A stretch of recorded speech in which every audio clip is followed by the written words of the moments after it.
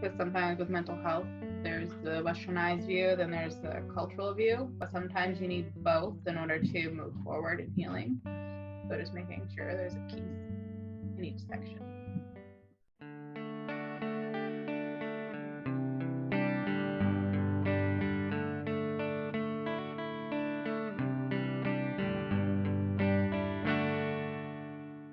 Voices have a strong meaning. They share what the eyes cannot see. Voices echo, encourage, empower, and support. Welcome to the Listening to One Another to Grow Strong podcast series.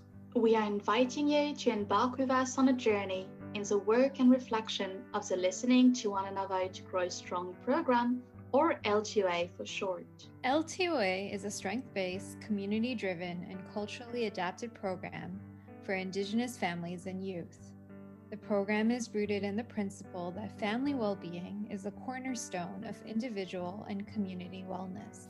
The program originates out of a collaboration between First Nations communities in British Columbia, Manitoba, Ontario, Quebec, and research teams based out of McGill University. In the delivery and research of LTOA, we are following the different stages of the implementation cycle to learn more about what works, how it works, and how it works for. This podcast series is based on exchanges with partners of the LTOA program and will help us learn more about the implementation cycle. We hope to foster community engagement and connection by listening to each other's stories, passions, and work around the LTOA program. We believe this podcast can help us gain insight on how the program works on the ground, and it will allow us to learn from the different individuals involved in the program to grow stronger and inspire people around us. We are your hosts, Nicole, Tristan, and Katelynn. The first series in our program is about cultural adaptation. Cultural adaptation is a defining feature of the LTOA program. LTOA community partners are encouraged to adapt the LTOA program in ways that suits their community cultures and needs. Join us while we discuss cultural adaptation and discover how LTOA community partners have taken ownership of the program. So, in today's episode, we travel to the east coast of Canada to learn about the cultural adaptation process of the LTOA program in Nova Scotia. We welcome Katie and Katelynn from the mental wellness team of the Confederacy of Mainland Mi'kmaq, Nova Scotia, or CMMNS for short. I had the opportunity to sit down and join Katie, Katelynn, and Mary-Louise to discuss the importance of culturally adapting the LTOA program materials for youth and family in Nova Scotia and the various components involved in this adaptation process. Katie, Katelynn, welcome. I will let you introduce yourselves, your roles with CMMNS, and what your relationship has been with the LTOA program, and more generally in working with mental health promotion. So I'm Katelynn. I am the mental wellness advisor for the Confederacy of Mainland Mi'kmaq's Mainland mental wellness team. I work for 7 of our mainland communities, which roughly span about 4 hours of driving, maybe 5. Yeah, so 5 hours driving from one community to the other. Basically, I provide one-on-one support for mental health, but also do kind of workshops. So my part in this is to kind of implement, get people to kind of adapt it, organize it, and basically most of the adaptation. Great. Yeah. I'm Katie. I am the Wellness Programs Manager at Confederacy of Mainland Mi'kmaq. So I manage all of our health programs except for Jordan's Principal, which are fairly vast and quite different. Mental wellness team works in 7 of our 8 communities, but the rest of our programs work in all 8 of the communities. So my role on this program has been kind of information gathering and kind of guiding and leading the team and implementing it in the community. So as Katie and Katelynn mentioned, the CMMNS Wellness Team provides services to the 8 communities who are part of the Confederacy of Mainland Mi'kmaq. Nicole, I'm guessing like many of the other Indigenous communities LTOA partners with, CMMNS works closely with knowledge keepers and elders to integrate cultural components into the LTOA program. Yes, exactly. In fact, I actually had a chance to speak to Mary-Louise, an elder who has been working closely with Katie and Katelynn and using some of her own cultural teachings within the program. I had a chance to sit down with her via Zoom in her home with her daughter as she detailed the ways in which she tries to share her own cultural stories and traditions with others. Cool, nice. I'm Mary-Louise Bernard. I'm a Mi'kmaq, Indigenous woman, an elder. I'm 62. I'm from Wamaka First Nation. I work at Parks Canada during the summer season as a Mi'kmaq interpreter. So I developed my programs to kind of reach people um, in a way that I'm able to um, to introduce my culture in a positive light. I have been there for 4 years, and I bring in Mi'kmaq games, Indigenous games, songs, drums, and also stories. I'm an author. I have a children's book, and it's in 4 languages now. Your conversation with the CMMNS team today reminds me of the conversation that we first started back in 2019. That's when we first met Katie and Katelynn and other members of their team in Toronto, Nova Scotia, to deliver an LTOA training. Yes, absolutely. So, since then, the CMMNS team has been adapting the LTOA program for its first scheduled delivery that was supposed to have happened in the spring of 2020. But with the arrival of COVID-19 at the beginning of the past year, the team had to postpone the LTOA program delivery until it becomes safe again. The pandemic has definitely presented us with many challenges to program delivery, but it's also given us a chance to catch up with members from CMMNS and chat about the process of cultural adaptation. Yes, for sure. In our conversation, Katie, Katelynn, and I spoke about the importance of culturally adapting LTOA program materials for youth and families in Nova Scotia and the various components involved in this adaptation process. When you heard about cultural adaptation, what were your first thoughts? Like, what is cultural adaptation mean to you? So making sure that there's a two-eyed seeing approach into every aspect of the sessions. Okay, so what exactly does Katelynn mean when she says two-eyed seeing? The concept of two-eyed seeing, introduced by Mi'kmaq elders Albert and Merdina Marshall, refers to ways of knowing that encompass both Indigenous and Western knowledge. We have heard from many of our LTOA partners of the value of this two-eyed seeing approach throughout the delivery of the program. And here, Katelynn explains the application of this approach within the cultural adaptation process. Because sometimes with mental health, there's the westernized view, then there's the cultural view, but sometimes you need both in order to move forward in healing. So just making sure there's a piece in each section. Okay, and so why was that, like, to ensure that two-eyed seeing important for the communities you work with or in the ways that you guys work? So for us, it's a little bit more trickier because Yarmouth, which is at the very end of Nova Scotia, there is very little or no language and cultural traditions or practices. But then we go to Pictou, which is at the opposite end of mainland. There's lots of language, there's also practices, there's lots of elders that can help engage. So when we implement our programming, because we were going to do the weekend, so we can't make it fully based off culture because a lot of ones down in the Annapolis Valley region don't have that knowledge. So to incorporate this cultural piece is also a way for our communities to get it back. Or their healing. Echoing Katelynn's words, I had an interesting conversation with Mary-Louise, who spoke about the nuance of culture and how people's identity relate to Indigenous culture. They get a different aspect of our community. They get the positive side, and some of them would say, "Well, wow, we've been, we hear so much about Indigenous people and problems and so forth." But when coming from, and when we attend one of your programs, we see the positive side of this too. And so yeah, because we all have these things going on. And in the First Nation community, we're always under a microscope. And so the dynamics of everything going into this microscope can be very challenging. And how do you view it?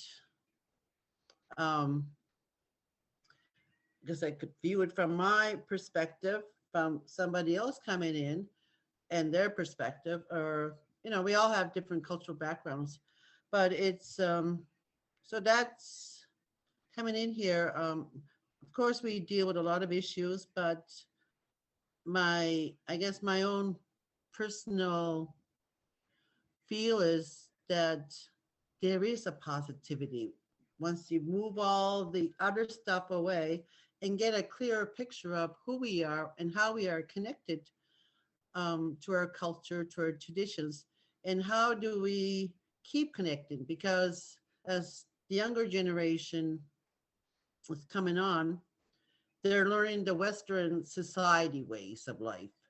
And so I'm trying to create a more romantic, I guess, of to introduce our culture to children and to our grandchildren as well. Okay. And then in terms of like the actual process, who has been part of this cultural adaptation process on your team? Like, who has been involved? Like, what has it involved? So originally started with Kia. She originally started the cultural adaptation, in which it was kind of the breakdown of each session. So she was going through and trying to find the language translations of each and incorporating that in, like, writing it down. And then it went to my coworker, Jenna, who started with, I believe, the moons, the Mi'kmaq moons, and translating it from the Anishinaabe to Mi'kmaq. And then I was just trying to find out from the elders, like different traditions, different practices. And then the turtle game, we were adapting that. And then we were adapting, it's the canoe one where you have to. The fish and canoe. Yeah, so we were trying to find scenarios that were specific to our communities, because not all those scenarios could be relatable. So we tried to pick things that were relatable in our own communities to kind of help promote that. So stuff like that. And how has it been to find people like elders or knowledge keepers to get involved in this process, given the variation between like one side of the mainland compared to the other? Very difficult. So it's been very, very difficult. So the elder I had to do the May one came from Cape Breton. So it wasn't even in the mainland. It was an elder from Cape Breton that had a lot of traditions and practices. So even finding elders that have that knowledge has been very difficult and very hard to find. And in terms of the ones that, so have you had elders participate in this, or knowledge keepers, or how has it worked out? So Kia used her mom, who is a Mi'kmaq professor of linguistics up in Cape Breton. Okay. She's from number 2, which is in Sydney, Cape Breton. The elder I had was from Waikoba, which is also in Cape Breton. So she was going to do knowledge around talking sticks, water ceremonies, stuff like that. The language piece is a little bit more accessible because we do have an app, but also some of my coworkers do speak it. So it's a matter of just asking them just like the finer details. But yeah. So in terms of the language, you said that the language varies in its like use and knowledge in the communities. Have you worked in terms of like language in other program not just the LTOA, but in any of the other programming you guys are doing? Like, have you been integrating aspects of the language or knowledge about the language? Yeah, so usually we do programming. We try to incorporate language in everything that we do, whether it's like last week we did a little Jeopardy game because we were doing depression. So our double Jeopardy questions were on language. And then if we can find, like, mental health is so hard to find an equivalent to language. So if there's some things that I can find that can translate, I'll include it. But where mental health is very, very new, there hasn't been like a translation. So in our conversation, when Katelynn spoke about finding an elder to help integrate traditions, stories, and language, she was actually referring to Mary-Louise, one of the elders who speaks Mi'kmaq, and has been trying to find ways to preserve and pass on the language to the generations after her, as she explains. The gist of what I'm singing, and so at the same time, I tell them about this is a language that is dying, and we're trying to preserve it. It comes from the earth because it's a very descriptive language, and it's something that we need to carry on because, as people say now, once it's gone because this is where the language originates from, Mi'kmaq, the Maritimes, and that's why yeah, it's important to keep that, your language, because it's so and some people that, there's quite a few that have lost the language and they feel like they're trying hard, and it's a hard language to learn. It's very deep. And how, like, if you can't include language, or the people who are involved in, either delivering the program or adapting the program don't have a grasp of language, do you feel that the current, like, the state of where the guides are or the programming is appropriate or sufficient to use without that full language adaptation? Yeah, and I think it works for most of our communities too, because so our language would be below grade 12. So we always aim for an adult learning, but also very simple terms. Because I would say maybe 2 communities is where language is very strong. Yeah, so like all of our communities are trying to bring language back, but they're just at a very basic kind of level of bringing it back. But 2 of them, I would say, would have speakers in the community of the 7. Okay.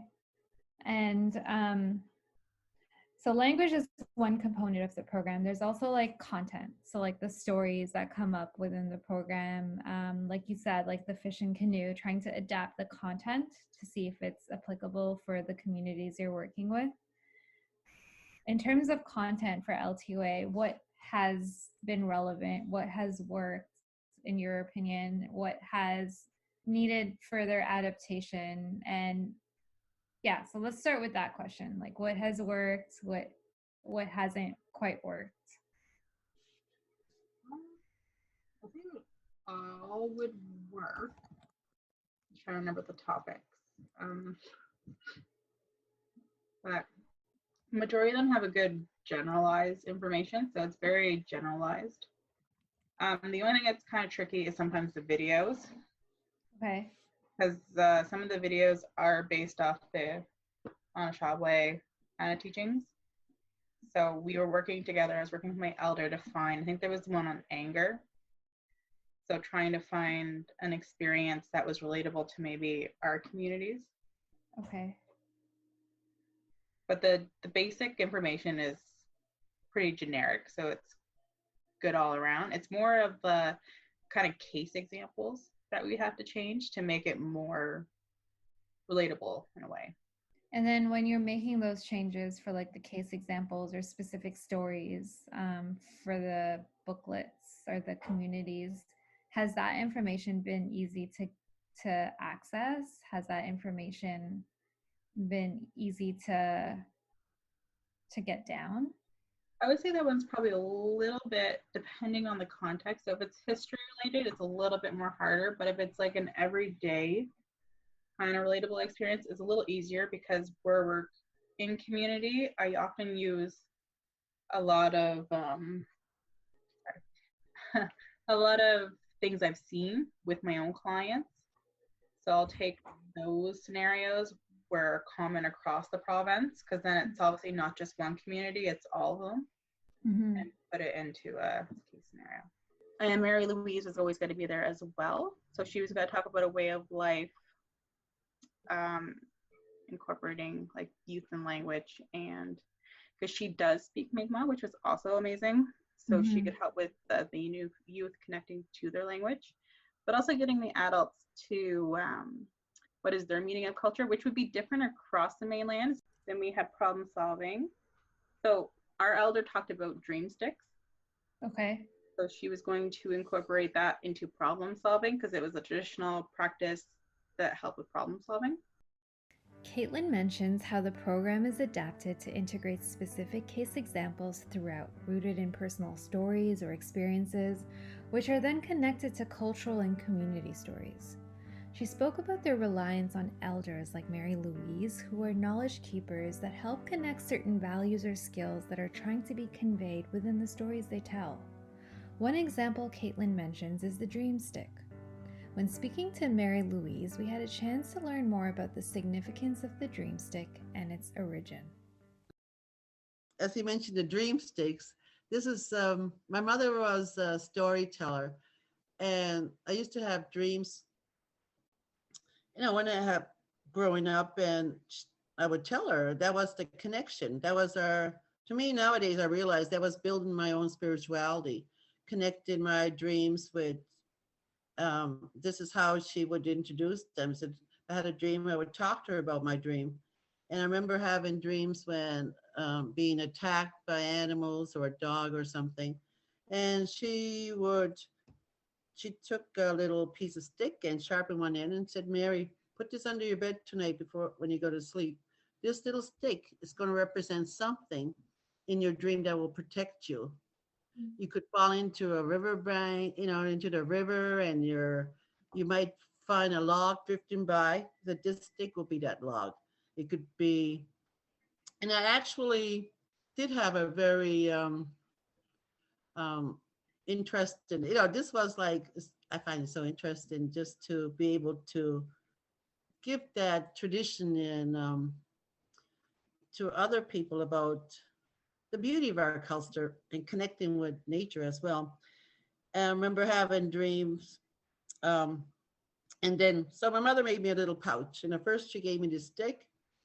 And then about a week later, she handed me my little pouch, which I call a dream pouch.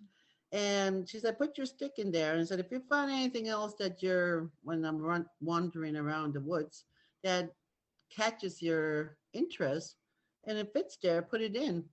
And I ended up getting a snake skin. It was in the early spring, and the snakes shed their skin. So I took this, found a snake skin. It was really amazing. I said, oh my God. So I know exactly where I'm going to put this. And I put it in my pouch with my stick. And I remember that dream. I remember a dream I had soon afterwards. And I was my friend and I were in the dream, were walking, and then all of a sudden there was this dog that was coming after us. And the first thing I was able to do, because my friend, actually my cousin, she was smaller than me, there was a tree and I helped her climb there, and I kept running. And I looked back and the dog was just about to bite my leg, and then it got held back. And that was the snake skin that worked as the leash. And so, so these were the things that kind of stories that led me to start believing into my dreams, into my intuition.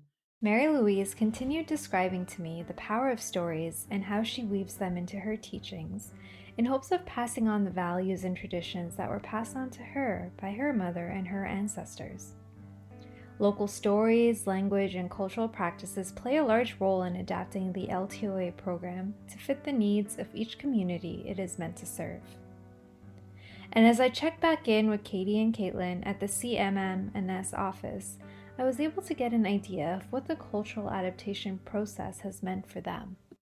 Okay, and I guess in closing, what have you gotten out and what have you learned from the cultural adaptation process in terms of opportunities or even challenges in taking this program and making it a retreat over a couple days and having to deal with inexplicable forces that we have zero control of, like COVID? Like, what have you learned about this adaptation process?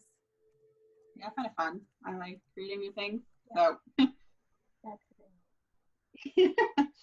So I like to make things fun. So I find when doing workshops and stuff, I hate just like having PowerPoints and just giving people information because I'm the type of person that will fall asleep.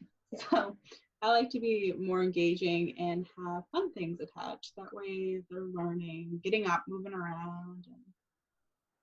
So I find with mostly adaptations, I did add something fun. But otherwise, it's been really interesting. Just being able to get those cultural pieces and being able to get an elder to kind of help out has been great and a learning experience for myself. But, yeah, I would agree with that. And have you guys learned anything about your own culture in the process or the culture of the region that you didn't know before? Some of the ceremonies, so like the dreamstick was something new to me, something I never knew before. So when we were talking about it, it was something I've never really thought of, but it's something that could be relatable to especially everybody. Mm-hmm.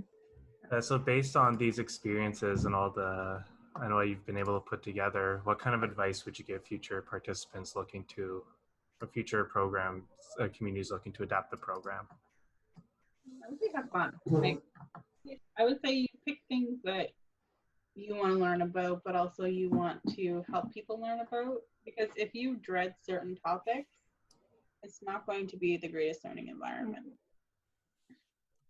If you're uncomfortable with something, so there's certain topics like, what's the one that I always find people have a hard time? Anger. I find people have difficulty talking about anger. So if that's something that you're not comfortable with, then maybe get an outside speaker.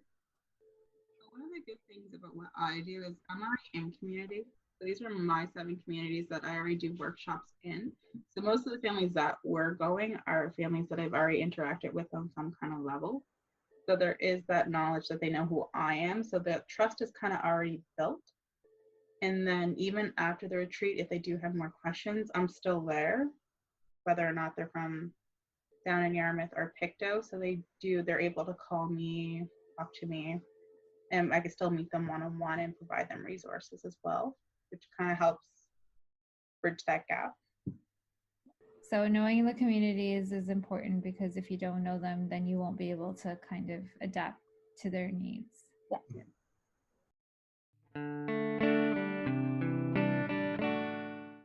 And with that, we conclude our first podcast of the LTOA series. I would like to thank Katie, Katelynn, and Mary-Louise for their insights and their time.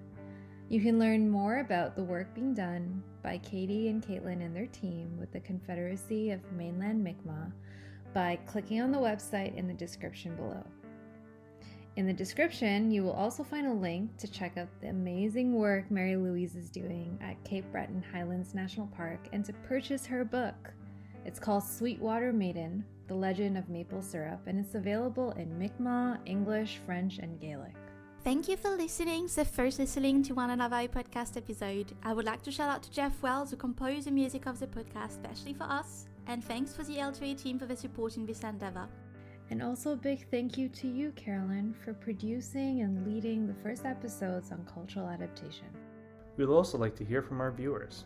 What do you think about the role of cultural adaptation in the LTOA program? Do you have any experience with cultural adaptation yourself? Let us know in the comments below. Join us on this journey and stay tuned for new episodes soon. Don't forget to keep up to date with LTOA news by checking out our website www.mcgill.ca/mhb or following us on Facebook and Instagram. And lastly, don't forget to follow, like and share this first episode. See you soon!